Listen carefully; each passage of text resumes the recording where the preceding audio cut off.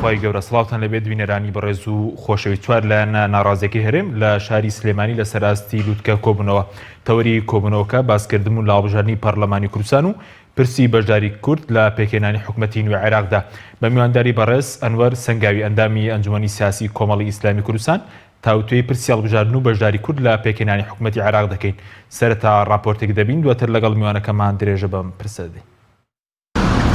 گەسی یەکەمی چوار لایەنە هاوپەیمانەکەی دەرەوەی یەکێتی و پارتی لە شاری سلێمانی کۆبوونەوە بۆ تاوتوێکردنی دۆخی ناوخۆ هەرێمی کوردستان و شێوازی بەڕێوەچوونی هەڵبژاردنەکانی 30 ئەیلول و دیاریکردنی استراتیژێک بۆ بەشداریکردن لە حکوومەتی نوێی عێراقدا. ئەو چوار لایەنە دەڵێن هەموو هەنگاوەکانیان بۆ پاراستنی بەرژەوەندی گشتی هاوڵاتیانە. لە کۆبوونەوەکەدا تاکید کرایەوە لەسەر ئەم خاڵانەی خوارەوە. یەکەم، سەبارەت بە پرسی سیاسی عێراق و پێگەێنانی حکوومەتی نوێی عێراق جەخت دەکەینەوە لەسەر پرۆژەیەکی نیشتیمانی گشتگیر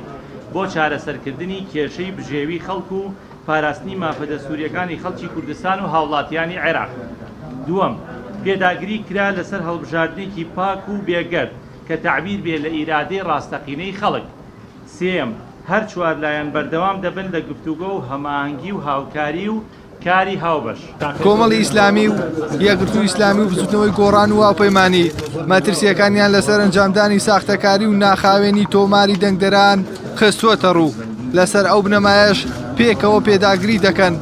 لەسەر هەڵبژاردنێکی پاک و بێگەرد کە گوزارش بێت لە ئیرادەی ڕاستەقینەی خەڵکی کوردستان لەبارەی بەشداریکردن و دانوستانەکانی پێگێنانی حکوومەتی نوێی عێراقیشەوە. بەشداربوویەکی کۆبوونەوەکە ڕایگەیاند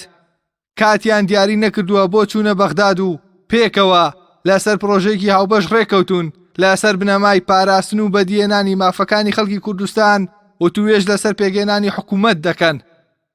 نەخێ هیچ ئاماژەی تێدا نیە بۆ دواخستن، بەڵام ئێمە تاکید لەسەر پاک بێگەردی دەکەینەوە، زەمینەیەکی وا بڕخسێنرێ بۆ ئینتیخابات کە بە تەواوی تعبیر لە ئیرادەی خەڵکی کوردستان. ئێمە هیچ باسی ئەومان نەکردووە جارێ لەگەڵ شێدەچین و سۆنبەچی. ئەمە هێشتا شیعەکان و کورد سیاسەکانی تری عێراق لەسەر هیچ شتێک نەکەوتون. چاوەڕێ دەکەین زانین مەشهەدەکە چۆن ڕوون دەبێتەوە کاتە ئێمە قسەی خۆمان لەگەڵ. کۆبوونەوەی کەسی یەکەمی چوار لایەنەکە لە کاتێکدایە هەموو لایەنەکان ئامادەکاری دەکەن بۆ پێگێنانی حکوومەتی عێراق و لە ناوخۆی کوردستانیشدا پرسی ئەنجامدان و ئەنجام نەدانی هەڵبژاردنەکان مشت و مڕی گەرمی لە نێوان لایەنە جیاوازەکاندا دروست کردووە. لە کۆتایی کۆبوونەوەکەشدا سەرڕای جەختکردنەوە لەسەر کاری پێکەوەی ئەو چوار لایەنە پێداگریش دەکەن لەسەر ئەنجامدانی هەڵبژاردنێکی پاک و خاوێن کە گوزارشت بێت لە ئیرادەی ڕاستەقینەی خەڵکی کوردستان. ئیحسان سابر، کەناڵی ئاسمانی، پەیام، سلێمانی.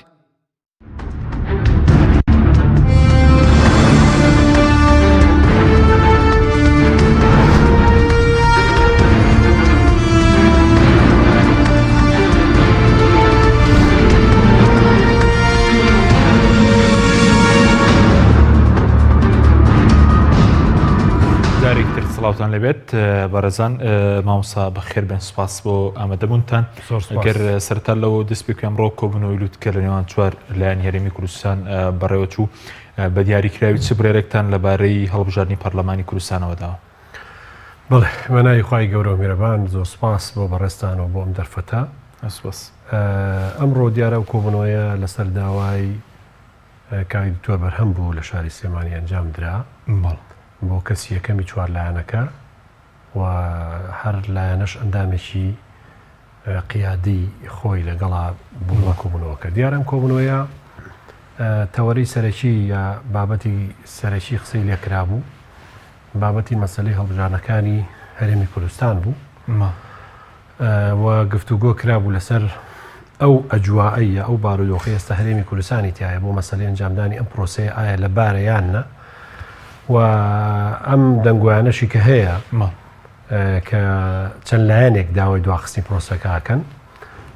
ئەوەی هەر چوار لایەنەکە پێگەیشتون و لە بەیاننامەکەشە بڵاو کرایەوە. ئەم چوار لایەنە تەئکید دەکەنەوە لەسەر ئەنجامدانی هەڵبژاردنێکی پاک و بێگەرد کە لە ئاستی تەموح و داواکاری جەماوەری کوردستانە بێ. بۆیە ئێمە وەکو کۆمەڵی ئیسلامیش بەردەوام لەوەتەی پرۆسی هەڵبژاردنەکان بووە بە نەریتێک لە هەرێمی کوردستانە کە بەداخەوە نەریتێکی وەرنەگرتووە کە بە شێوەیەکی ئاسایی و یاسایی لە کاتەکانی خۆی و لە تۆقیتی خۆیان پرۆسەکانی هەڵبژاردن کە لە پەرلەمانی کوردستان و لە یەکەمین پرۆسی هەڵبژاردننی 95 ساڵی 92 دەست پێەکە تا هەڵبژاردننی 1/2 ساڵی 2000 ئەنجومەنی شارەوانەکان پاشان سەریان فاسیلانە کە کەوتوتە بینی هەڵبژاردنەکانەوە لە ساڵی 92 هیچ پرۆسەیەکی هەڵبژاردن ئەنجام نەدراوە هەتا ساڵی 2000 هەر ساڵ ئیتر بە کۆمەڵی کێشەی ناوخۆی و شەڕی ناوخۆ و مەشاکیل و دوو ئیدارەی و گرفتی گەورە ساڵی 2000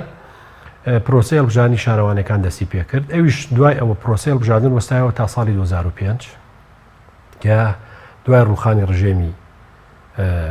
بەعس لە ساڵی 2005 بە فشاری ئەمریکیەکان پرۆسەکانی هەڵبژاردن دەستی پێکرد لە عێراقا کاتوانین بڵێن پرۆسەکانی هەڵبژاردننی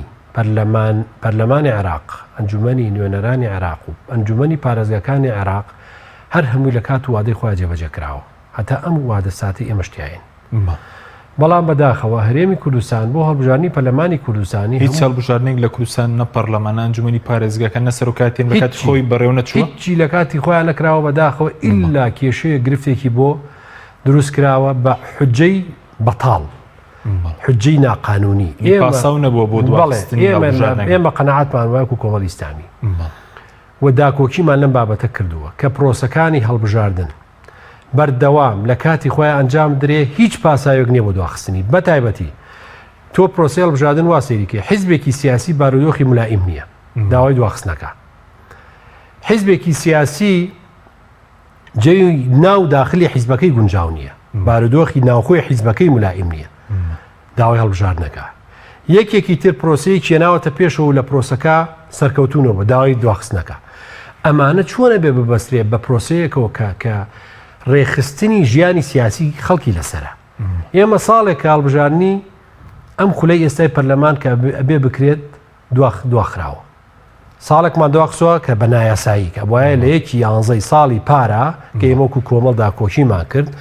با بکرێت ئەم پرۆسی هەڵبژاردنە با دوان نەخرێت و هەموو ئامادەسازیی ئێمە خۆمان لەو ڕۆ کردو بەداخەوە هەر نەمازانی چۆن بوو لە پشت پەردەوە لە تۆ نەمازانی کۆمسیۆن یاعلانی کرد کە ئەم پرۆسی ناکرێت کە بەداخەوە هیچ تەبریرێکی یاسایی نەبوو و ئێستاش ئەو دواخستنش کە جارێکی تر لە پەرلەمانی کوردستانەوە کرایەوە بە ئیتیفاقی کۆمەڵی هێزی سیاسی بۆ ماوەی ساڵێک کە ئەوەش دیسان تەبریری نەبوو ئێستا هاتوونێتەم بارودۆخە باش وادەیەک دیاری کراوە کە بریتە لە سینۆ کە ئەمە ساڵێک و نزیکەی ساڵێک بەسەر وادەیاسەکەشات ئێستش علاماتی استیفام خراوەتە سەر ئەم پرۆسەیە خەڵک لە دڵا ڕاوچیایە دەنگدا هەڵبژاردن نەکرێ ناکرێ تەوقیتەکەی داخرێ دوا ناخرێ یەکەخرێ لەگەڵ ئەنجومەنی پارێزگاکان ناخرێ یعنی وەزعێکیان دروست کردووە بەڕاستی خەڵک تووشی حاڵەتێکی بووە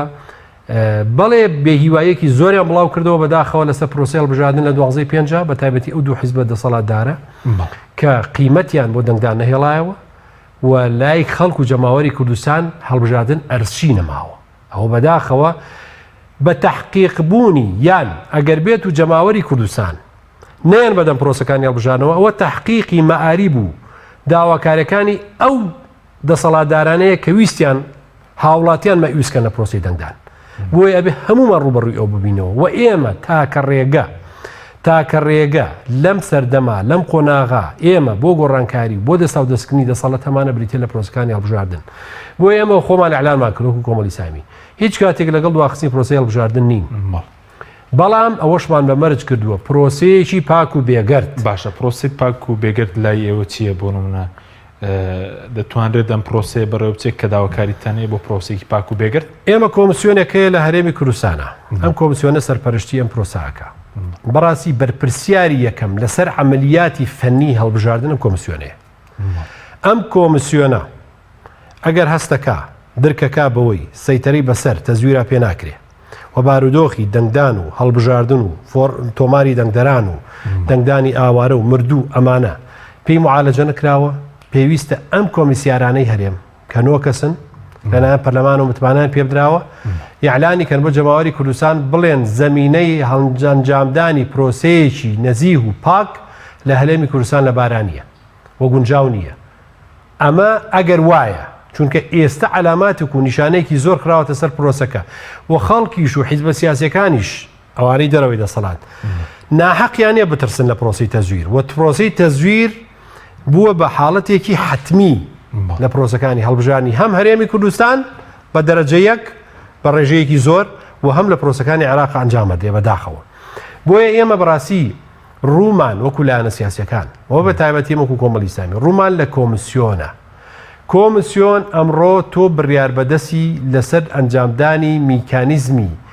ڕێخستنی پرۆسەی هەڵبژاردن لە هەرێمی کوردستانە پاک و بێگردی ئەم پرۆسەی لە ئەستۆی ئێوەیە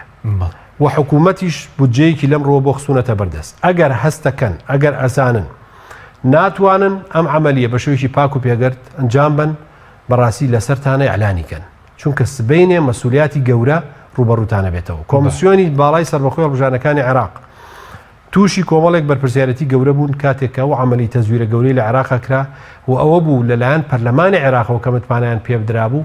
عەزل کران یا ئیشیان وەسێنرا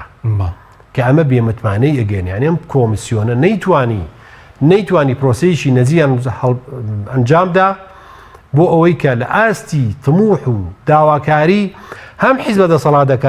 دەسەڵاتدارەکان بێ هەم حیزبە معارەزەکانیش بێ وەکو هەڵبژاردنانەی ئەمڕۆ لە دنیا و لە وڵاتانی ترای بینی لە تورکیا لە وڵاتانی ئەوروپی لە وڵاتە جۆرەکانی دنیا کەی بینی لە نەتیجا بە شێوەیەکی نەزیه ئەم هەڵبژاردنە ئەنجامە درێ دوایی هەموو لایەنەکان دۆڕاوەکان پیرۆزبایی لە براوەکانەکەن براوەکانیش بەڵێ نەدەن خزمەکاری میلەت و خەڵک و جەماوەرمە بێ جیاوازی ئەمە پرۆسی هەڵبژاردنە. بەڵام ئێمە هێشتا نەگەیشتون بەوە بەڵام ئەمەش مانای ئەوە نییە پرۆسی هەڵبژاردن هەردواخین بیدەین بەدەست مەجهولەوە بیدەین بەدەست بە داهاتوویشی نادیارەوە کاکە وەڵای ئێستا قسە هەیە لەسەرەوەی دواخرێ بۆکەی وەڵام بۆست کۆمەڵێک پاساوەیە بوون پاساوی تۆماری دەنگدەران هەیە باز لە پاساوی تۆماری دەنگدەران دەکرێت باز لە مەسەلەی پێکێنانی حکومەت دەکرێت بۆ نمونە لایەنەکان سەرقاڵی پێکێنانی حکومەتی عێراقن ئەم پاساونە پاساوی جدین پێدوێت پاساوێک هەیە ئێمە هەردوو ئەم دوو پاسا وەڵامی خۆی هەیە. ئەگەر پاساوی تۆماری دەنگدەران پاک نەکراوەتەوە کۆمیسیۆن با ئەعلانی ئەمە بکە کێ دەستی خسۆتە کاریانەوە کێ ڕێگریانە کێ نایاڵێ پاکیکەنەوە چ وەزارەتێک بەدەمیانەوە نەهاتووە کێ نایاڵێ ناوی مردوو بکوژێنەوە چیە نەمانە ئەم کۆمیسیۆنە مەسئولن لە بەرامبەر خەڵک سوێنیان خواردووە لە بەرامبەر پەرلەمانی کوردستانە کە متمانەی خەڵکیان پێدراوە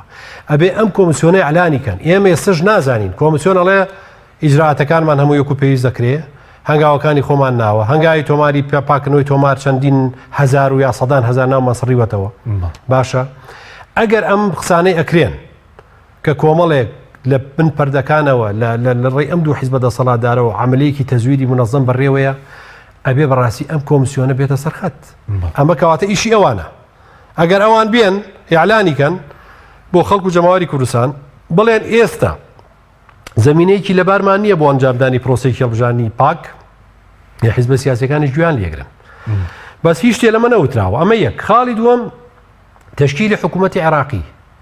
تشکیلی حکوومەتی عێراقی کە لە 12/5 کۆمەڵە عەرقەلی زۆری هاتووتە بەردەم ئێمە پێمان وایە ئەولەویەت و لە پێشتر بۆ ئێمە ئەوەیە ئاگامان لە زمینەی وڵاتی خۆمان بێ ئێمە خۆمان لە کۆمەڵی قەیرانی سیاسی و نائیداری و ناحکومی گەورە ئەژین کە بەڕاستی کێشەی گەورەی لە وڵاتی ئێمە دروست کردووە خۆڵقانووە مشکلی گەورەمانەیە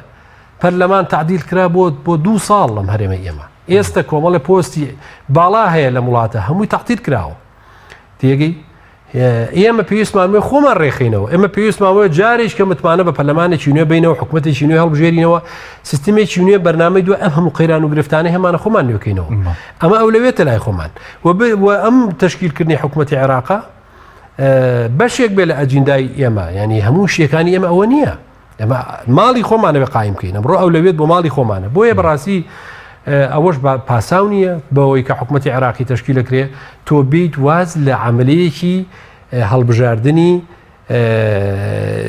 ینی گرنگ حیاتی بۆ میلەتی خۆت واز لێبێنی لەبەر پرۆسەیەکی تر وەکو جنابیش دەزانی و بینەرانی خۆشەویست دەزانن ئەمڕۆ لە وڵاتانە جاری وایە لە ساڵێکا 2-3 پرۆسی هەڵبژاردن ئەنجام بدەن ینی حکوومەت هەیە پەرلەمان هەیە یەکسەر ئەم پەرلەمانە متمانە لە حکومەت هەڵەوەش وەرەگرێتەوە حکومەتەکە هەڵەوەشێتەوە پەرلەمانەکەش حەلە بێ یاڵا انتخاباتی ترەکرێ بۆ خەڵک لە سەقفێکی زەمانی هەر لە تورکیا لەم ماوە لەمایەم 2 ساڵە چەند پرۆسە هەڵبژاردن کراوە شەری استفتا کراوە بەس سەبارەت بە هەڵبژاردن دەمێ بە ڕوونی بەڕاشکاوی جیاوازی هەیە لە نێوان ئەو چوار لایەنە کە بە چوار لایەنی ناڕازی ناسراون لەسەر ئەنجامدان و ئەنجامدانی چونکە بازەوەکە هەندێک لایەن لەگەڵ بەڕێوەچوونیدان هەندێکیان لەگەڵ بایکۆدا هەندێکیان خۆیان یەکلانە کردوتەوە لەناو ئەو چوار لایەنەدا هەموو لایەنێکی سیاسی وجە نەزەری خۆی هەیە وجە نەزەرەکەشی محتەرەمە ناو چوار لایەنە شابیر و بۆچوونی جیا هەیە لەسەر پرۆسە هەڵبژاردن یعنی مەخاوفەیە ترسێ لەوەی کە پرۆسەیە تەزویری تاکرێن پرۆسەیە سەرکەوتونە بێت جارێکین ئیحباتێکی تر و ڕوخانێکی تر بۆ خەڵک دروستکاتەوە لە ڕووی ئەوەی کە متمانی بە پرۆسە هەڵبژاردن نامێنێ هەر لایەنێکیش حڕ و ئازادە تێڕوانینی چییە بۆ پرۆسەیە بۆ پێی باشە بکرێ نەکرێ ئەمە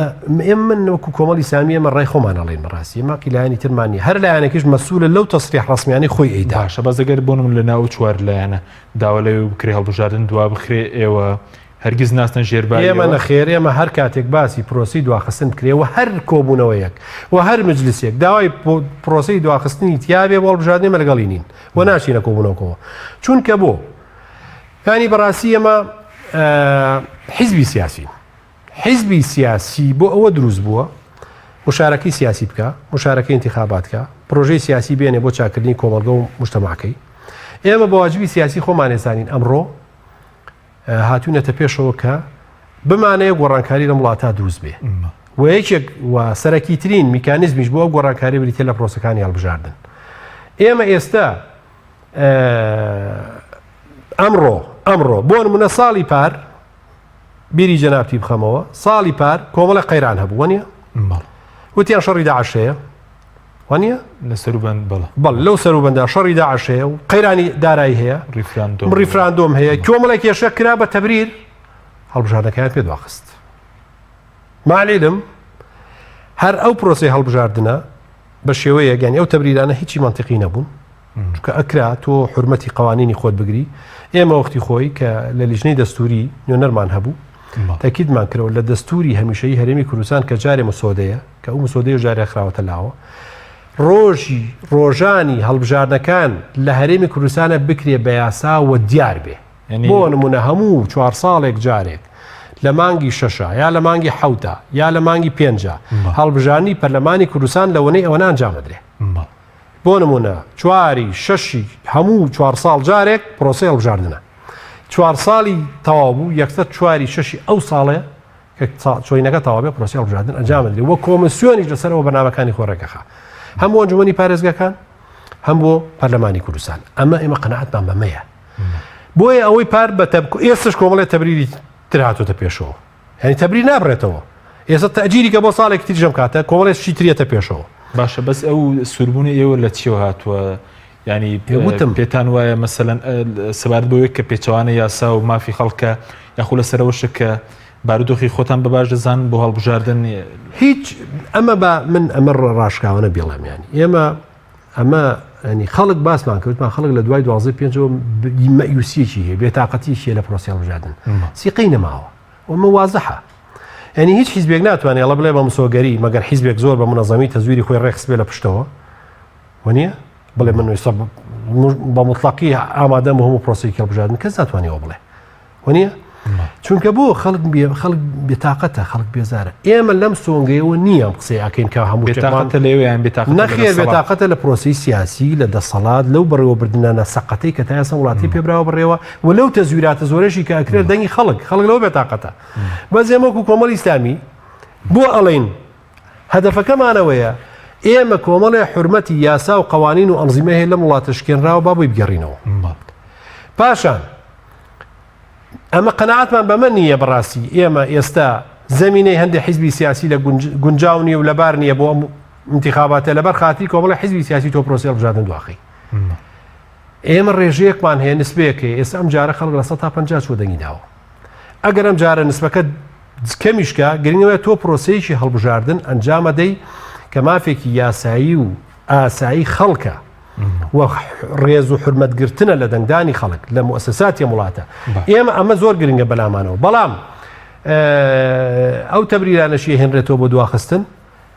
لە هەمووی سەرەکی تر لە هەمووی گرنگتر ئەوەیە کە ئەکەوێت ئەستۆی کۆمسیۆن بریتێ لە پاک و بێگردی. هیچ کاتێک ئێستای ئەعلانی کا کۆمسیۆن بڵێ ئەم پرۆسە هەڵبژاردنە پاک و بێگەر نییە، تەزویراتی تایە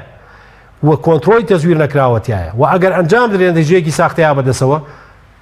ئەمە هیچ لایەنێ حەزاکان پرۆسە ئەنجام درێ. ئێمەش لەگەڵی نین ئەو کاتە چونکە بۆ عملەیەکی تەزویر ئەنجام بدرێت و ئەو مؤسسەی کە ئیشرافی قەزێکا بڵێ تەزویر هەیە لە وڵاتە تۆ چۆن نەچیت ناو عملێکی واوە. باشە بەس ئێوە چاڕوانتان چیتان لە خەڵکی کوردستان هەیە لەم هەڵبژاردنە لەگەڵەوەی کە ڕەنگە لە هەڵبژاردننی پێشووتر تەزویر کرابێ دەبێت ئەمە بێومێدیان بکات. ئێمە قەناعەتی خۆمان وایە ئێمە خەڵکی کوردستان و جەماوەری کوردستان بە خەڵکێکی واعیە زانین. خەڵکێکە تۆڵەی خۆی ڕۆژی دەنگدانەکاتەوە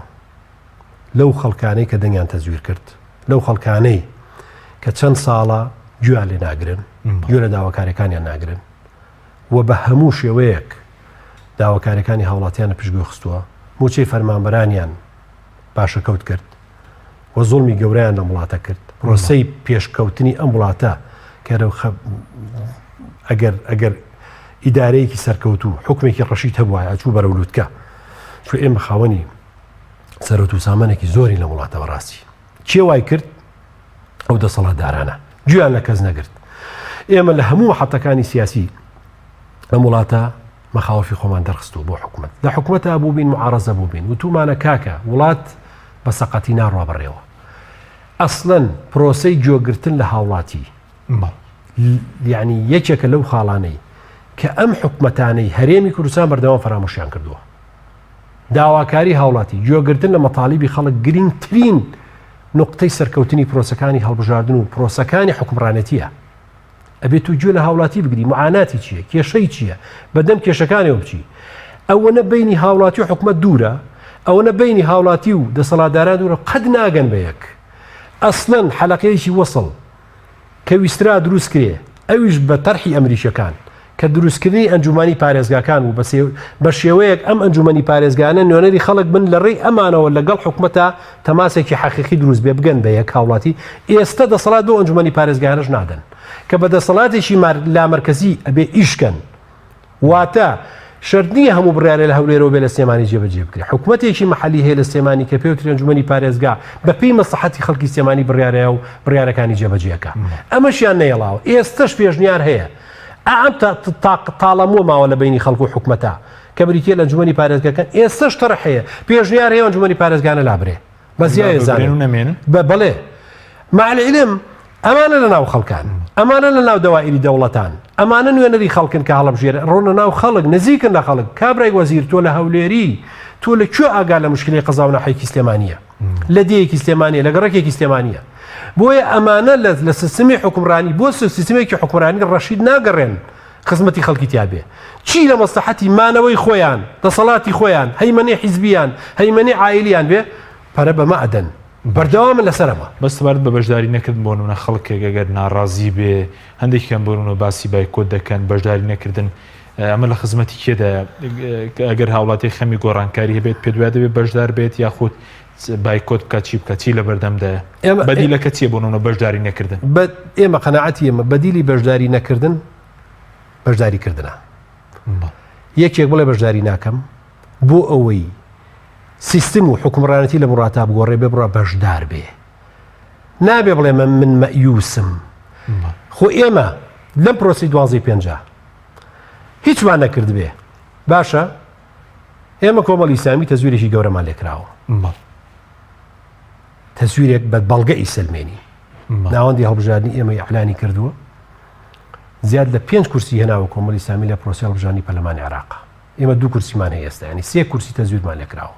حیزبەکانی تری شەریەکە هیچمان دەست نەکەوت بێ لە پرۆسی هەڵبژاردننی 12/5. خەڵک ئەزانێ ئەو حیزبە دەسەڵاتدارانەی عێراق و کوردستان تەزویریان کردووە. ئەمەش کەم نییە، ئەمەش دەستکەوتە. پێشتر ئەمە نەبوو. تەزویرات بە ڕێژەیەکی مەحدود هەبوو، بە ڕێژەیەکی کەمە بوو. ئێستا دەرکەوت تەزویراتەکە گەورەترە. ئەم جارە با بچینەوە ناو پرۆسی هەڵبژاردن و سەر سنووڕەکانی دەنگدان. با دەنگدان بین، دەنگی خۆمان بکەین. ئێمە زەرەر ناکەین. چەند دەقەیەک لە کاتی خۆمان لەو ڕۆژی هەڵبژاردن ئەگرین چی دەنگی خۆمانەیەن. تۆ ڕەوڕەوەی عەمەلیەی گۆڕانکاری و سیاسی لە هەرێما پەرە پێدەیت و بەردەوامی پێدەی. نەک لی بشێتەوە ساحە چۆڵکردن لە ساڵحی ئەو کەسانەیە کە ئەیانەوێت ئەم وڵاتە نەکەوێتە سەر ڕاستە شەقامی چاکسازی. ئەی بۆ لایەنگرانی کۆمەڵی ئیسلامی دۆستانی لایەنە ئیسلامیەکان ئەگەر ئێوە لاوازم پێ دوایە زیاتر فشار لەسەر ئیسلامیەکان دەبێت بۆنم لەسەر ئەندامەکانیان لەسەر کەسایەتیەکانیان ئێمە لایەنگرانی کۆمەڵی ئیسلامی و ئەندامانی حیزبە ئیسلامیەکان و جەماوەری کوردستان چکە ئێمە خۆمان بە حیزبی هەموو جەماوەری کوردستان نەزانین بە ئیسلامی و بە غێری ئیسلامی چکە ئێمە پرۆژەیەکمان پێەیە بە بەرنامەی خۆمان بۆ چاکسازی لە وڵاتە وە سەلمانوشمانە ئێمە لەگەڵ خەمی خەڵکین حتا تەنها خەمی ئیسلامیمان نەکرە بە خەمی خۆمان تەنها نەهاتوین شتێک بابەتێک قەزەیەک کە ئیسلامی بێ و لە ئیسلام بە ئەمە بکەین دیفاعمان لێ کردووە بەس تەنها ئەمە هەمومی ئێمە نەبووە هەمومی ئێمە گشتی بووە داواکاری هەموو خەڵک بە خەڵکی ئەم هەرێمەوە بە مەسیحیەکانیەوە بە یەزیدیەکانیەوە بە کاکەیەکانیەوە بە هەموو تەیارەکانیەوە بە ئافرەتیەوە بە پیاوێەوە بە گەنجەوە ئێمە هەمومی ئەم خەڵکەمانە مۆڵگرتووە و ئێمە کە داکۆچیمان کردووە لە موەسەساتی وڵاتە داکۆچیمان کردووە داکۆچی هەموو خەڵکی کوردستان بۆیە ئێمە خۆمان بە حیزبی هەموو جەماوەری کوردستان نەزانین و جەماوەری کوردستان بە ئیسلامیەکان و غێری ئیسلامیەکانیشەوە خەڵکێکی زۆر متمانەی بە کۆمەڵی ئیسلامی هەیە بۆیە ئێمە هیچ کاتێک نەهاتوین پرۆژەیەک تەقدیمی خەڵک و جەماوەری کوردستان بکەین لێ بترسین لەوەی کە خەڵک عقوبەمان بە ئێمە ڕۆژ بە ڕۆژ قۆناغ پرۆسەی هەڵبژاردن بە پرۆسەی هەڵبژاردن چوینەتە پێش و ئەمە لەسەر ئەرزی واقع سەلمانومانە و الحەمدولillah ئێستش ئیمەتمانەمان هەیە و قەناعەتمان وایە خەڵک و جەماوەری کوردستان بەرەو ئەم پرۆسەیە دێت و ئەوێ گۆڕانکاری بکە و ناشەوێ ئەو بارودۆخی ئێستا هەرێمی کوردستان و خۆی بێنێت باشە بەس سەبارەت بەوەی کە ئێستا باسی جیاوازی هەڵوێستی لایەنەکان دەکرێت بۆ نمونە پێشتر زۆر ڕخنە لە دەسەڵات دەگیرە لە هەڵوێستەکان جیاوازم لەگەڵ نزیکبوونەوە لە پێکێنانی حکوومەت باسی نزیکبوون و یەکێتی و پارتی دەکرێتەوە هیچ پاشەکشێکتان کردووە لە هەڵوێستەکانی خۆتان سەبارەت بە مەسەلەی حکومڕانی سیستەمی هەرێ مەسەلەی نەوت موچە مەسەلەی بە تاڵانبردنی سامانی هەرێم نەخێر ئێمە ئەو بنەمایانەی هەمان بووە و ئەو قەناعەتانەی هەمان بووە کە لە پرۆسەی هەڵبژاردنەکانە لە بەرنامەی سیاسیمانە لە پاکێجی 6 پاکێجی لایەنەکانی معارەزە کە لە دوای ساڵی 2009 دروست بووە ئەو پاکێجانەی دامانە بە حکوومەت لە کابینەی 8 کە ئێمە داوامان کردووە لە کارنامەی حکوومەتە پاکێجەکانی چاکسازی بکرێت بە بەرنامە نەک دروشم بەرنامەیە بخوێنرێتەوە بخرێتە پشتەوە ئێستاش لەسەر ئەوانە سوورین گفتوگۆی ئێمە لەگەڵ لایەنەکان و دانیشتن لەگەڵیانە ئەمە ئەوە ناگەیەنێ کە ئێمە بە هەنگا و کارەکانی ڕابردووی ئەوان ڕازی بووین نەخێر بەڵام ئێمەکو کۆمەڵی ئیسلامی قەناعەتمانایە هەموو کاتێک ئێمە دەرگاکانی گفتوگۆ قسەکردن حیوار کراوەیە لامان لەگەڵ هەموو لایەنەکە بە چاوی دوژمنایەتی سەیری مقابل ناکەین و بە چاوی ئەوەی کە ئەم حیزبە سیاسیانە بە یەکەوەی لە هەرێمی کوردستانە وەکو نەیار و دوژمن لەگەڵێکە تەعاملکەین ئێمە وەکو منافەسی سیاسی شەکەین و ئەمەشمان پێوتون و کەدار نیشی نەگەڵیانە ئێمە قسەی خۆمانیان پێڵێ باسە بەس مەجالێکیانشتە تۆ بۆ منافەزی سیاسی و ڕکابەری سیاسی ئەوانە ئەوان ئەو منافەس ئەو مەجالاتانەی کە هەیان بێ هەتا بۆیان بکرێت دەواازەکانیان تەست کردوتەوە و بەداخەوە نەزەرێکەیە لە حیزبە دەسەڵاتدارانە ئەو حیزبانەی لە خۆیان نزیکن ئەو حیزبانەی گوێیان لێگرن ئەو حیزبانەی بە تەوەجوهی ئەوان هەڵەسوڕێن ئەمانە نزیکندەوان ئەمانە وەتانین ئەمانە نیشتیمانی پەروەرن ئەمانە داکۆشی لە مافی میلە دەکەن ئەوانەشی کە لەگەڵ ئەفکاری ئەوانانین لەگەڵ هەنگاوە سیاسیەکانیانین لەگەڵ شێوازی بەڕێوەبردنی حکوومەتیانانین ئەمانە بن بە نەیاری ئەوان و جیاتی بەس سەبارەت بە هەڵوێستەکانی ڕابردوتان لەبارەی سیستەمی حکومڕانی لەبارەی موچە لەبارەی نەوت نەگۆڕە هەڵوێستەکان نەگۆڕەوە خۆیەتی ئێمە داکۆشی لێ یەکەین ئێستاش ئێمە ئەم چوار لایەنە سیاسیایی کە لە بدەرەوەی یەکێتی و پارتین ئیتیلافێکمان دروست کردو هاوپەیمانەتێکمان دروست کرد بۆ بەغا 11 کورسیمان هەیە دێگەن ئەم 11 کورسی ئێمە پرۆژەیەکمان هەیە بەرنامەیەک و کارنامەیەکی سیاسیمان هەیە هەمان ئەو داواکاریانە ئەگرێتە خۆی کە داوای چاکسازیەکەین بەڵام ئەو داواکاریانی ئێمە لەم ئیتیلافان و سیمانە بریتیە لە مافەکانی گەلی کورد لە ڕووی سیاسی لە ڕووی بودجە و بودجەی ئەم وڵات و هەرێمی کوردستانە لە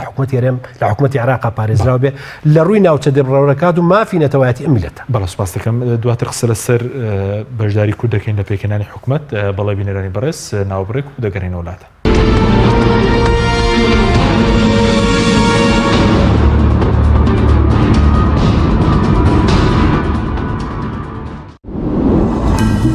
تۆپ ئارت تاکە بریکاری تۆڕی میدیایی کۆمەڵ بۆ دروستکردن و بڵاوکردنەوەی ڕیکلام. تۆپ ئارت. دنیا دیکۆر بۆ کەوانتر و تەختەی ئەرزی. لە دنیا دیکۆر ئامادەین بۆ دروستکردنی کەوانتر و دانانی تەختەی ئەرزی بە باشترین کوالیتی و نرخی گونجاو. دروستکردنی کەوانتر بە خواستی خۆتان بە کەرەستەی MDF و HDF و HPL و R-Click و داری سروشتی و باڵۆن پرێس. هەروەها دروستکردنی کەوانتری تاقیگە و WC و کابینات با کەرەستەی کۆمپاکت لامینات کە دژە بەکتریا و دژە ئاو و دژە ئەسیدە. بۆ دڵنیابوون لە کوالیتی و نرخی گونجاو تەنها دنیا دیکۆر هەڵبژێرە. دنیا دیکۆر.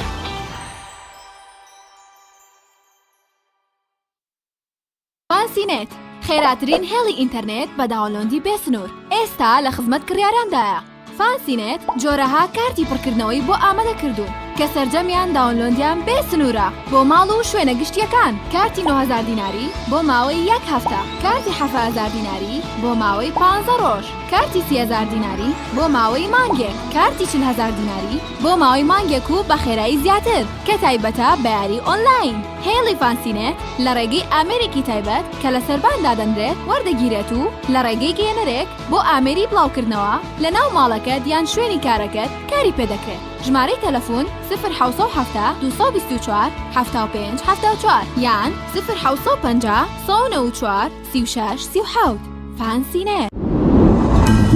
تۆپ ئارت تاکە بریکاری تۆڕی میدیایی کۆمەڵ بۆ دروستکردن و بڵاوکردنەوەی ڕیکلام. تۆپ ئارت.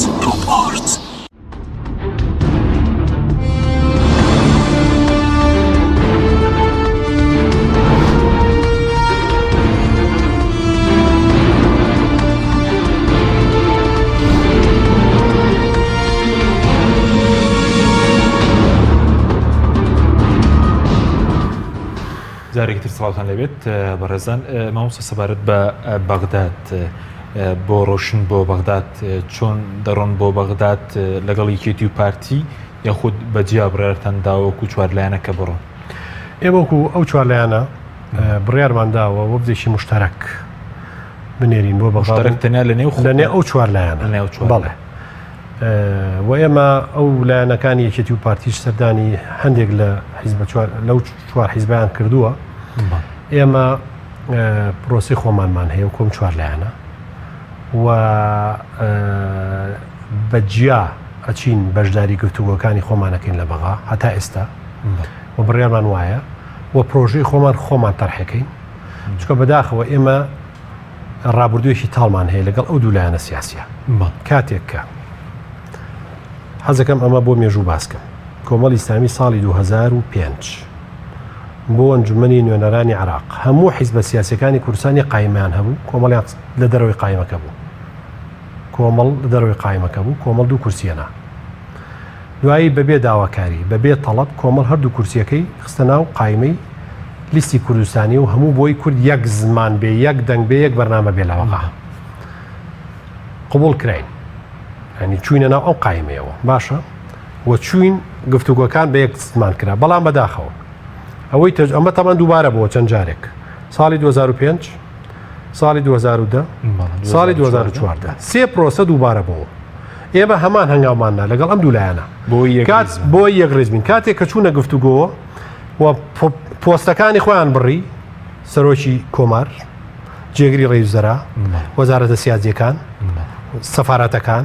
پۆستە گرنگەکان و هەیئەتەکانی بەغا کە بڕیان دوای یەک لایەن لەم لایەنانیان لە بیرنامێنێ هەتا پرۆسەی نەتەوایەتی هەتا ئەو کاتەیە هەموو باکوور یەکریز بین با هەموو بە یەکەوە بڕۆین کاکە پرۆسی کوردایەتی بە یەکتریە فرۆشینەوە لەو کاتانە باشە لێمانە بن بە کوردی عارەبی سوار دوایی کە هەموو شتێتەوا بوو ئیتر کەسیان لە بیر نامێنێ تێگەی نەک حیزبەکان عەفو جەماوەریشیان بیر نامێنێ چکە پۆستە و ساحەکانی خوانیان برد باشە بەس ئەمەش بۆ ئێستا شەڕاست ئەمە ئێمە خاویفەمان ئێستا ژوا پێویستە کورد تابەن ئێمە 11 کورسینم چوارلایەنە یەکێتی و پارتی چل کورسین نزیکەی چلن مازان چلوسێن ئەمە بە ئێمەوە ئەچنە 50 شتێک ئەگەر بڕۆن گفت و گۆ محادەسە و تەڵەب بکەن لەگەڵ لایەنەکانی ترا بە 54 کورسیەوە قسەیان زۆر زاڵترە داواکارەکانیشان جێبەجێکرێ بەڵام ئەگەرەوە خۆیان وەکو چل کورسیە بچن کەمتریان دەسەکەی بۆیە ئێستاڵەن کاکە بە هەمومان بەیەکەوە بڕۆین بۆ بەغا گفتوگۆکەین بەڵام لە دوای ئەوە چی ئەبێ لە دوای ئەوە ئاگامان لێگەمێنێ لە دوای ئەوەم حیزبە سیاسیانە ئێمە داواکاری حیزبیمان نییە مەطالیب و امتیازاتی حکومیشمان نییە ئەڵێن بە دوای ئەوە کە داوای چاکسازیەکەین کە داوای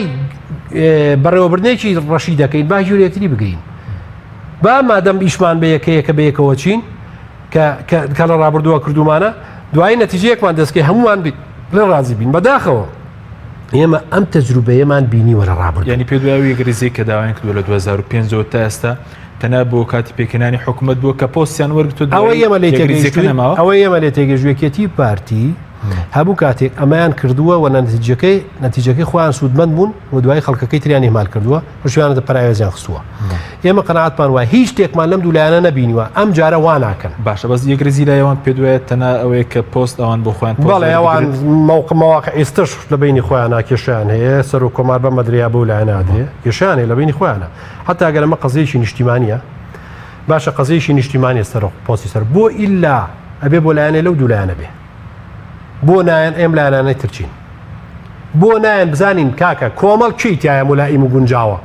حیزبێکی نیشتیمانی نییە دەنگ و جەماوەری خەڵکی نییە هەلە بەرەوە بەنای زۆرینەوە کەمینەوەیشمان لەگەڵەکەن هێناڵێنەمە بایەک ڕیزبین باشە وەرن کۆمەڵ هاوپەیمانی یەکگرت و گۆڕان باشە یەکێتی پارتی 6 حیزبە هەر 6 حیزبەکە با بگەڕێن نەڵێن کێ کورسی زۆرە و کێکەمە کێ مهەیەە کێ کەسێکی کارامەیە بیکەین بە ڕئیسی جمهور با هەمومان کۆبینەوە لەسەری قسەکەین بۆ دەرگاکان داخێن لە یەکتری با هەمومان بگەڕێن کێم و کەفووە کێ بەتوانایە بیکەین مەنایبی ڕێوزەرا بیکەین بە وەزیری خارجی یا وەزیری دارایی کە وەزارەتێکی سیادیە بیکەین بە وەزارەتێکی گرنگ ئەوان واکەن نەخێر ئەوان ئەڵێ نەخێر پارتی ئەم پۆستانە هی منە هیچ مەجالی تیانێ بە پارتی و پارتی داینێ ئەم پۆستانە ژێکێتی ئەبێ ئەمانەدان ڕێکێتی ڕێی جمهوری هەیە کەس بۆی نییە کەواتە تۆ مەسائلی نیشتیمانی قەزیە نیە لات خۆت هەموو نیشتیمانیت و نیشتیمان پەروەردەکەت لە خۆتا قەتیس کردو لە خۆتا کۆ کردوتەوە کێ لەگەڵ تۆ بوو نیشتیمان پەروەرە کێ لەگەڵ تۆ نەبوو نیشتیمان پەروەرنی بەس ئەوەی کە ئێستا بڕیارتاندا و ئێوە کوچوار لایەنەکە بە تەنیا بڕۆن پرۆژەشتان دەبێت بۆ پێکێنانی حکوومەت پرۆژەکە نووسراوەتەوە شاندەکە کەی سەردانی ئێمە کارنامەیەکمان هەیە ئیتیلافێکمان هەیە لەم چوار لایەنە سەرۆکی فراکسیۆنەکانی ئەم چوار لایەنە لە پەرلەمانی عێراق نوێنەری ئێمن بۆ گفتوگۆکان لە کاتێکشا پێویست بێ ئەندامانێکی تری قیادی ئەم چوار حیزبات ناو لیژنەکانەوە سەردانی لایەنە سیاسەکانی عێراقەکەن و مشارەکەی گفتوگۆکانی عێراقەکەن بۆ پێکەنانی حکوومەت بە بەرنامەی خۆمان کە ئێمە بەرنامەیەکمانەی باسم کرد لە تەوەری پێشوو کە ئەویش بیدیتێ لە ئیسیحقاقی ئەم نیشتیمان و میلەتەی خۆمان نەک ئیسیحقاقی حیزبی ئێمە ئەڕۆنە گفتوگۆکانەوە لەگەڵ لایەنە شیعەکان لەگەڵ لایەنە سونەکان لەگەڵ هەردوو تەرەفی لایەنی شیعە گفتوگۆکەن دانیشتنەکەن و پەیامی خۆمان ئەگەێنین گرنگەوەی ئێمە ئەم پەیامی خۆمان لە ڕێی خۆمانەوە گەێنین پێویستمان بەوە نیە بە کەسی ترا بیگەێنین و قەناعەتمان وایە ئێمە بەم شێوازە بە هەموو لایەکشی ئەگەێنین ئەم چوار لایەنە بەرنامەیەکی سیاسی نوێیان پێیە بۆ چاکسازی لە هەرێمی کوردستان عێراق باشە بەس جیاوازەکەی چوونەکەی ئێوە بۆچیە چوونەکەی ئەوان بۆچێ جیاوازەکەی لە چیدە هەر لایەنە خۆی بە بەرنامی خۆی ئەچێ بۆ چیەکی ئارە باسم کرد ئەوە کەوێتەوە سەر تەقیمی خەڵک بۆ چوونانە ئێمە قەناعەتمان وایە ئەو ئامانجانەی کە پێویست بۆ میلەتی کورد بێتە دی تا ئێستا بەو دوولایەنە کە بڕیادەری سەرەکی و نوێنەری حەقیقی میلەتی کوردستان بوون لە بەغا بە حکمی زۆرینەکان و بە حکمی ئەو پۆستانەی وەریان گرتووە نەیانتوانی و نەتیجە نەک داواکاری میلەتیان بەدێنێنە نەک ئیسیحاقاتی میلەتیان بەدەستنێنە لە عێراق میلەتیان زەلیلی دەستی عێراق کرد چۆن زەلیلی دەستی عێراق کرا بە ڕیفراندۆم شاری کەرکووک لە ژێر دەستی هەرێمی کوردستان و حکومەتی هەرێمی کوردستانە بوو بە نەوتەکەیەوە بە خاکەکەیەوە بە میلەتەکەیەوە هەمووی درایەوە دەست عێراق ڕێژەیەکی باش کە بودجێ لە سەتا حەڤە بوو ئەهات لە دەستیاندا ئێستا هیچ لایەنە لەو لایەنە سیاسی عێراق ئامادەنین جارێکە لە ساحەڤەنەوە بدەنەوە بە هەرێم چکە هەرێم موقفی بەقود نییە و لە پرۆسێشە ئەمریکا و وڵاتانی ئیقلیمیش پشتگیریمان ناکەن باشە وەک هەروەها پێشمەرگە و دیفاع لە هەرێمی کوردستان و شەڕی داعشیش گەورەترین دەستکەوت و بەدەست ئێمەوە ئەوەشمان لە دەستا تێگەی لەبەرەوە ئەمانە نەیانتوانی هەیبەتی هەرێمی کوردستان کە هەموو دنیاوە دەستی بۆ درێژەکە بپارێزن لەم پرۆسەیە شکستیان هێنا جارێکی کە ئەم پرۆسیان بینەوە دەست جارێکە شکست بەسەرم هەرێما بێنەوە پێدوای پێگەی هەرێم لاواز بوو ئێستا باڵێ پێگەی هەرێم زۆر لاواز بووە ڕوانگەیەکەوە یەک هێزماوە لە هەرێمی کوردستانە ئەوش ئەو چەند مقعدە پەرلەمانیەیە کە هەیەی لە عێراقا ئەوش بە حکمی محافەزەتەکانی هەرێمە نەک ئازایەتی ئەم دوولایەنە سیاسی بەس پێدوای ئەم جارە کورد ناتوانێت بۆ نمونە ئەو پێگەی هەرێم هەیبوو لە پێش ڕیفراندۆم بەرپرسی باڵای وڵاتان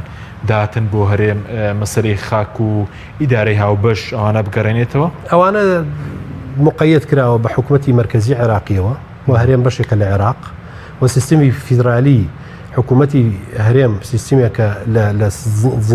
لە ضمنی منزومەی حکوومەتی اتحادی عێراقیایە ئەوەی عێراق ڕێی پێنەدا هەرێم بووی ناکرێ ئەوەش بە بەرچاومانەوە مەتاڕەکانمان بینی ئەوە سنوورەکان و مەرزەکانمان بینی ئەوە هاتنی وفودی وڵاتان هەر وفودێک بێت ئەم هەرێمە حکوومەتی ناوەندی ڕازی نەبێ ناگاتەم هەرێم بەزێستش کەمی کرد جاران نەخێر وەزیری خارجی وڵاتانی ئەوروپی وەزیری دیفاعی وڵاتانی ئەمریکا و سەر وەزیران ڕئیسی وڵاتانی دنیا هەمویان هاتن نەک ئەوە حکوومەتی عێراقی شەراگەدەر ناکرا ئەمە زۆر گۆڕانکاری گەوری بەسەر هاتووە بۆیە هەرێم ئەو موقعیە گەورە ئاعتیباریە گەورەی هەیبوو لە دەستیدا وە کێش سەبەب کار بوو ئەوانەی ڕیفراندۆمیان کرد بەڵێ بەس سەبارەت بە چوار لایەنەکە تا چەند ئەم زانیارە دروستن باز لەوە دەکرێت کە ئەمریکا و ئێران داوای لە چوار لایەنەکە کرد بێت کە لەگەڵ یەکێتی و پارتی بڕۆن بەڵام ئێوە بڕێتان داوە بە جیابڕۆ ئێمە هەموو وڵاتێک وڵاتانی ئیقلیمی وڵاتی ئەمریکا و ئومەمی متحیدە هەمویان وجە نەزەری خۆیان هەیە و ئێمە سوپاسی هەمویانیانەکەین چونکە هەمویان لە بەرژەوەندی میلەتی کورد و لەوە چ لایەنە سیاسەکانی شخصی خۆیان بکەن ئەوەی بە باش ێزانن بەڵام لە سەرنجامە لێکدانەوەی لایەنەکان خۆیان چی لە مەسەحەتی میلەتە ئازانن ئەوە ئەبێ بە بڕیار پێچێت ینی تەسەور و لێکدانەوەی نێو داواکارێک کراوە بوونەوە لەو چوار لایەنە لەلایەن ئەمریکیەکانەوە لەلایەن ئێرانیەکانەوە نەخێر هیچ داواکاریەک ئێمە لە ئێمە نەکراوە ئێمە بە چوار لایەنەکە بە تاک دیارە ئەو ئەگەر ئەمریکیەکانیان بینی بێ وڵاتانی تریان بینی بێ بە تاک بینیوانن ئەوەی ئێمە وەکو کۆمەڵی ئیسلامی هەستمان پێکردووە هەموو ئەو وڵاتانە لە بابی مەسلحەتی میلەتی کورد لە باری یەکڕێزی میلەتی کورد لە بابی ئەوەی کە چی بۆ بەرژەوەندی میلەت تحقیقەکە لەو بابەوە قسەیان کردووە چونکە هیچ وڵاتێک و هیچ کەسێکیش ناتوانێت شت لەسەر لایەنەکان فەرزکە چکە و لایەنانە هەموو خۆیان باوەڕی خاوەنی بڕیاری سەربەخۆی خۆیانن بەڵام لە بابی ئامۆژگاری لە بابی ئەوەی چی لە مەسلحەتی میلەتە ئەوە بکرێ قسەیان کردووە بەڵام ئەوەی کە بە محەدەدی وڵاتێک دەوڵەتێک لە ئێمەی وتبێ بەلایەنەکانی ئەو چوارلایەنەی وتبێ ئەبێ پشگیری فلان کەنونەیەکە شتیوانە بووە باشە بەس بۆ توێش هیچ بڕیارەکێ بەم زوانە دەست سەردانی بەغداد بکەن دەست بە توێژەکان بکەن بەڵێ یاخۆ لە دوای کەی دەست بەڵێ ئێمە هەر لە هەفتەی ڕابردووەوە دوایەوەی کۆبوونەوەیەکمان ئەنجامدا لە بارگای هاوپەیمانی بڕیارمان داوە و کارنامەی ئیتیلافەکە نووسرا لەلایەن سەرۆک فراکسیۆنی هەر چوار لایەنەکە واتە ئەندامانی پەرلەمانی ئەم چوار لایەنە لە بەغا لەو کاتەوە یەکێک لەو بڕیارەی دراوە کە ئەم وەفدەی ئێمە دەست بە چالاکی و تەحەڕوکاتی خۆی بکات لە بەغا بۆ بینی لایەنە سیاسیەکان و ئەو لایەنە براوانەی کە ئێستا خەریکی تەشکیلی حکوومەتی عێراقی بەڵێ بەس سەبارەت بە بەرپرسانی هەرێم تا چەند ئەوزانێن ڕاست باز لەو دەکرێت کە بەهۆی کۆمەڵێک بەرپرسی باڵا مەلەفی گەندەڵی بۆ مەلەفی بردنە دەرەوەی پارە مەلەفی تریە بۆیە ئاسان سازش بۆ لایەنە عێراقیەکان بکەن ئەو بەداخەوە یعنی ئەمە بەڕاستی ئەو حاڵەتانەی کە بوون لە لایەن نوێنەرانی هەرێمەوە لە بەغا ئەوانە هەموو کراون بە دۆکومنت و ئەوەی کە ئێمە بزانین ئەوانە وەکو وەرەقی زەخت بەکارێنە لە گفتوگۆکانە ئێمە قەناعەتمان وایە ئەو حاڵەتی کە بەڕێوەیە بۆ تەشکیلی حکوومەتی عێراقی بۆ پێکێنانی حکوومەتی ناوەندی لە عێراق هەموو لایەنەکان ئەیانەوێ زۆرترین حیسە بۆ خۆیان ببچڕن وایانەوێ حسەی ئەسل لای ئەوان بێ بۆیە بڕاستی لەو احتیکاکە سیاسیانەی کە هەیە ئێستا سیراعاتێکی گەورە هەیە حتا کڕینی پەرلەمانتاری لایەنێکێ بۆ لایەنێکی تر پێسە و لە پەرلەمانتارانی کە دەرچوون ناویان دەرچووە ئێستا مەحسوبن لەسەر لایەنێک یان لەسەر کوتلەیەکی ترێ ئەوێ بیبا بۆ لای خۆی ینی ململانەکە زۆر چڕە زۆر خستە بەڵام ومێ دەکەین کە ئێمە وەکو کورت بەتایبەتی و چوارلایەنە پێمان وایە بەرژەوەندی گشتی بەرژەوەندی میلەت ئەوەی کە پێویست بووە بگات بە حکوومەتی ناوەندی لەلایەن ئەم میلەتەوە و بت حکوومەتی ناوەندی بۆ ئەم میلەتی دابین کە ئەوەی نەکراوە ئێمە هەوڵی بۆ بین ئێمە داکۆشی لەکەین و ئێمە مەسئول نین لە هەر گەندەڵیەک لە هەر وەزیرێکی کورت لە هەر بەرپرسێکی کورد لە بەغا کردبێتی لە ڕابردووە و بەردەوامیش پەرلەمانتارانی ئێمە بە تایبەتی باسی کۆمەڵی ئیسلامیەکەم دەستیان کراوە بووە کە کێ گەندەڵی کردووە کێ ناشەفا بووە کێ نادادگەر بووە کێ زوڵمی لە خەڵک کردووە متمانەی لێ وەرگنەوە لە پەرلەمانی عێراق و ئەگەر کورد بێ سەر بەلایانی کۆمەڵی ئیسلامی خۆشی بێ ئێمە وتومانە دەستکراون بڕۆن متمانیان لێ بسەنەوە چونکە ئێمە لەگەڵەوە نین هیچ گەندەڵێک لە شوێنی خۆی بمێنێتەوە و ئیجراعاتی لەگەڵ نەکرێ ئێستش لەسەر ئەو مەبدەین و هەر کەسێکی مەلەفی هەیە لەسەر هەر کەسێکی بەرپرسی کورد لە بەغا ئێمە لەگەڵەوە نین بشارێتەوە مەسەلەی بنەدەرەوەی پارە کە پێشتر بازلۆکە کە پارەی هەرێم زۆر براوەتە دەرەوە عێراق توانێت کاری لەسەر بکات مەلەف جگە لە مەلەفی لە بەغدا زۆرە شت زۆرە وترێ بەڵام گرنگەوەی هەمووی ئەم شتانە ئەوەی کە ئێستا گەر حکوومەتی عێراقی مەلەفاتی وای هەیە حکوومەتی ناوەندیە و ئێستش کۆنتترۆلی هەرێمیشی کردووە با ڕێگە بگرێ لەو بابەتانە و با هەردا هاتێک براوەتە دەرەوە با لە ڕێی حکوومەتی مرکزی عێراقی و داوای کاتەوە کەس دەستی نەگرتووە و کەسی ناتوانێت دەستی بگرێ بۆیە ئێمە لەو ڕوانەوە پێمان خۆشە ئیجراعات و پێمان باشە دەستەی نزاها فعال بێ کاریگەری هەبێ و بتوانێت دەستی هەر کەسێک دەستی لە فەسادە هەیە دەستی بگرێ و بەس سەبارەت بە ناوخۆی هەرێمی کوردستان ئێستا باز لە وتوێژنیەوان لایەنەکان دەکرێت پێ دوایە هەوڵێکی جددی هەیە بۆ ئاشتەوایی یاخود یەکێتی و پارتی بۆ نۆمنە بنەماکانی ئاشتەوایان لە کوردستان تێکدا یاخود سەبارەت بە چوار لایەنەکە ڕای جیاواز هەیە لەسەر وتوێژ لەگەڵ یەکێتی و پارتی وەڵای من قەناعەتم وایە ئێمە بە هەندێک قسەی عاتیفی کە خوتخوتەی نعرەتەی نەتەوایەتی و میلەت و ئەوانەی پێبین بەوە ئەو لایەنانەی تەجروبیانیان ناخەڵەتیان یەک ریزی کورد و یەک ریزی لایەنە سیاسیەکان و پێویستە ئێمە و ئەمانە شتی باش بوون ئەگەر لە حاڵەتێکا دەرەنجامێکی باشیاندایە بەدەستەوە لە ڕابردووە ئێمە ئێستا ئەڵێ موسڵمان دووجار لە گونێکەوە ناگەزرێ یا ئیماندار دووجار لە گونێکەوە ناگەزرێ ئێمە بەڕاستی ئەمەمان تاقی کردەوە یعنی مجرد یەک ریزی نیشتیمانی تەوحیدی یەک ریزی کورد لە نەتیجا ئەچووە گیرفان و مەسلحەتی حیزبێک یا دوو حیزبی دیاری کراوە ئێمە لەگەڵ ئەمە نین جارێک کەمەش دووبارە ناکەینەوە ئێمە لەگەڵ ئەوەین میلەتی کورد داواکارەکانی ئەم میلەتە لە بەغا کە تا ئێستا بە خەڵکێک تحقیق نەکراوە هەوڵەکان بۆ ئەوە بێ هەم جارە تحقیقیکەین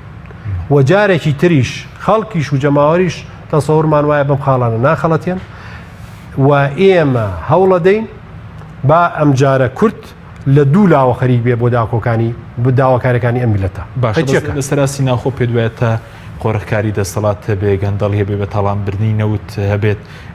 ئاشتەوایی ناوخۆ بەرجەسە دەبێت نەخێر هەتا ئەو حاڵەتانی جەناب باسێ کرد لە وڵاتە هەبێ ئەوە نەیتر لایەنەکە سیاسەکان یەکتری دوورەکەونەوە فەجوە دروستە بێ کێشە دروستە بێ دردۆنگی دروستە بێ لە 12 پێنجەوە لە دوای ئەو انتخاباتەوە هەموو علاقاتە سیاسەکان لەناو حیزبەکان نەبچڕا یعنی حیزبەکانی دەسەڵات و حیزبەکانی دەرەوەی دەسەڵات بینێک و فەجوەیەکی زۆر گەورە دروست نەبوو بۆ لە بڕووی متمانە نەما ئەم متمانەی بێ دروست کرێتەوە تۆخ کرێتەوە دابمەزرێتەوە ئەژینا کە متمانە نەما گفتوگۆش نامێنە حتا گرفتەوە بوو یەکتر بینین وامەلیات و تااقەتمانە بوو یەکتری ببینین ئێستا وسەیەکی یەکتری بینین بەڵام جارێک کەس شەردەوەیە